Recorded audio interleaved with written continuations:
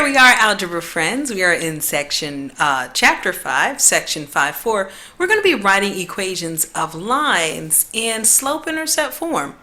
Though the form of the line that we're using isn't different than we've used in the last section, we're going to talk about this concept, which is linear extrapolation. Linear extrapolation. And basically what that means is making predictions, logical predictions being made using linear equations, right? So what do I mean? So if I gave you this relationship, I said, okay, the weight of the, I don't know, let's say apples, because we've done those before.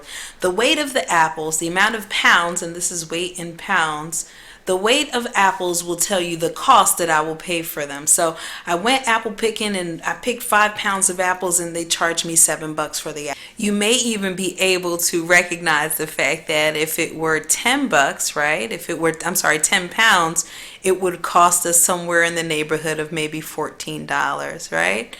And so what we're doing is kind of using a type of linear extrapolation. And you might say, so linear extrapolation is generally when you're kind of outside the context of the data given, but you are projecting what would happen later on. So you might be asked in this situation, well, what about 150 pounds of apples?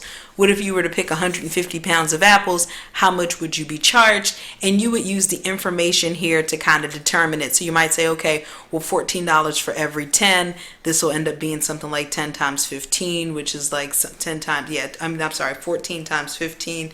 Don't worry about what I'm trying to say. Long story short, for 150, you'd probably pay $210 if my math serves me correctly. And we can kind of ascertain that information, figure out that information by using linear extrapolation. Generally, we'd have an equation and we would use that equation to find out the rest of the information. You'll see that in a minute.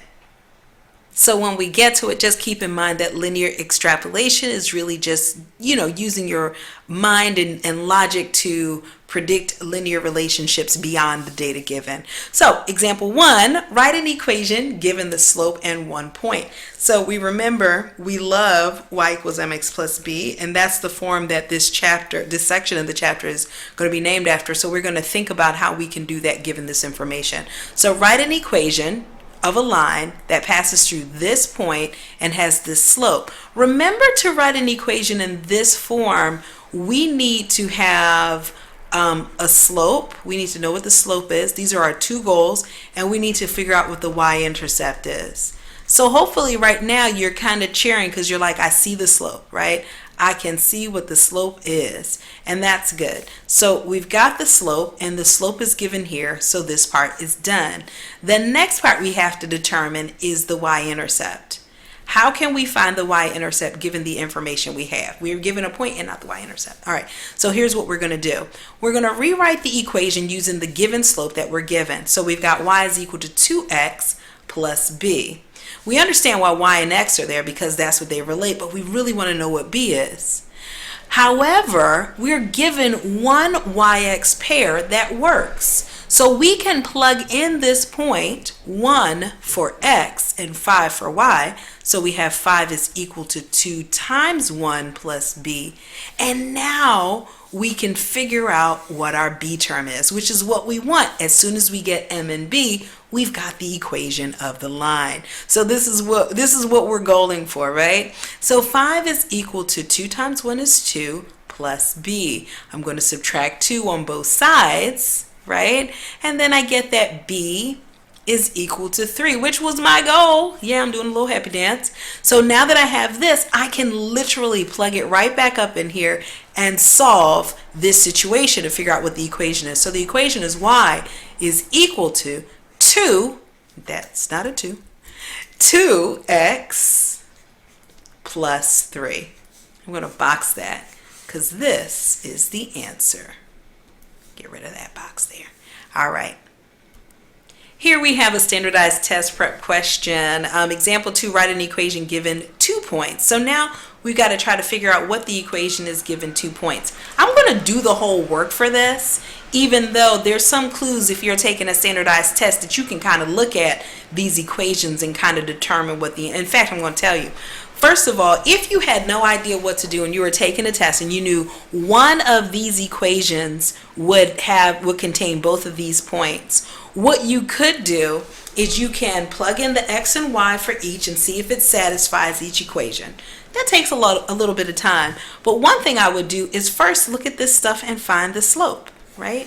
Find the slope. We remember how to find the slope. Slope is equal to the change in y over the change in x. And so when I do that, I'm going to use this as x1 and this pair is x1, y1, and this is x sub 2, y sub 2. So I've got negative 4 minus a minus 1 over 6 minus a minus 3. And therefore, negative 4 minus a minus 1 is actually negative 4 plus 1, which is negative 3.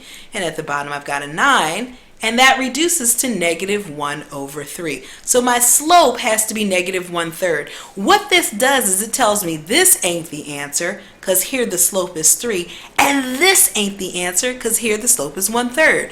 So if I am taking a multiple choice test and the answer is on the page, it behooves me to try to find a way to eliminate answers that don't make sense. And quickly finding the slope, we would be able to say, okay, one of these two is the answer. The next thing you would do at this point is you would try to figure out what the y-intercept is, and we can do that similar to the way that we just did the problem before by saying y equals mx plus b, recognizing what the m value is. Y is equal to negative 1 over 3x plus b, and now I can use either of these 2 points because I know these 2 points are on the line I'm concerned about. Either of these 2 points will do. Plug them in. Let's use the first one just because it's first. Negative 1 is equal to negative 1/3 times negative 3 plus b. I'm going to solve for b. I can't wait to figure out what it is. Negative 1/3 times a negative 1/3 is going to be a positive 1 plus b. When I get rid of the 1 on both sides, I'm going to get that b is equal to negative 2, and therefore I know that the answer choice is A. All right, you could have used a combination of things to solve this, given that it's a multiple choice question. Again, I said you can plug in both of these points and see if it satisfies all of the equations, which is fine, but a little time consuming. You could find the slope first, eliminate some answer choices, and then do the plug-in method, because if I plugged in negative 3 and negative 1 here, you would get the negative 2 as the other answer. That works. Whereas if I plugged in negative 3 here and a negative 1 here, it would not work. All right, so there's a couple of ways of attacking problems when you're dealing with a standardized test. Here in example 3, we're going to talk about writing an equation to solve a problem. So in the middle of 1998 baseball season, Mark McGwire seemed to be on track to break the record for the most runs batted in. After 40 games, McGwire had 45 runs batted in. After 86 games, he had 87 runs batted in. We're going to write a linear equation to estimate the number of runs batted in for any number of games that season. So this is just an estimate, but we're going to use those 2 data points that you see right here on the graph. I like this graph, so it gives me a nice visual. I'm going to use any 2 points. So basically, I'm trying to find an equation of a line for y, the number of runs batted in, depending on x, the number of games. So we talked about this before. Y is equal to mx plus b is going to be our friend today. And what we're going to do, we can't really make out what the y-intercept is to do like a really quick and dirty, like, oh, let's just do this easily. But we're tough. We can find the slope. We know how to do that. We know the slope is the change in y over the change in x. So we're going to do that. We're going to find the slope, 87 minus 45 at the top. And in the denominator, 86 minus 40. And that's going to leave me with a 22 in the numerator, and in the denominator, I'll have a 26. 46, just kidding. Both of those are wrong, children. Both of those are wrong. Let's try it again. All right, so in the numerator, I'm going to have a 42 at the top and a 46 at the bottom. And if I reduce this bad boy, I'm going to end up with like 21 over 23, which is not cute, but doable. It is our slope, right? So our slope is equal to 21 over 23. Y is equal to 21 and 23 thirds, which is really close to 1 plus b. And now we need to figure out what the b value is in order to get this value, and we can do this by plugging in either one of these points. I don't know which one is going to be better because I think we're still going to have some weird decimal stuff going on, but we're tough. So we're going to do it because it's real life, and real life has decimals and it's messy. So I'm going to choose this top point here. 87 is equal to 21 over 23 times 86 plus b. And so yes, people, I'm about to pull out a calculator because, it's doing that. So when I multiply 21 23rds by 86, I get 78.5. And notice I just replaced that and put everything there. About 78.5. Actually 78.5211739, but who cares, right? 78.5. I'm going to subtract the 78.5 from both sides, right? And when I do that, I'm left with this down here, this negative 8.5. So my equation for this situation for runs batted in, the number of runs batted in, is equal to 21 over 23x minus 8.5. I'm going to say that again, 21 over 23x plus 8.5. That's positive and not negative. Sorry, people. Just love me. I'm human. All right, so now we're going to do a little bit of linear extrapolation. The record for most runs batted in during a single season is 190. Use the equation in example 3 to determine or to decide whether a baseball fan following that 1998 season would have expected McGwire to break the record in 162 games. All right, so here's where we're going to use some linear extrapolation. Remember, here we only have enough details up till about 86 games, right?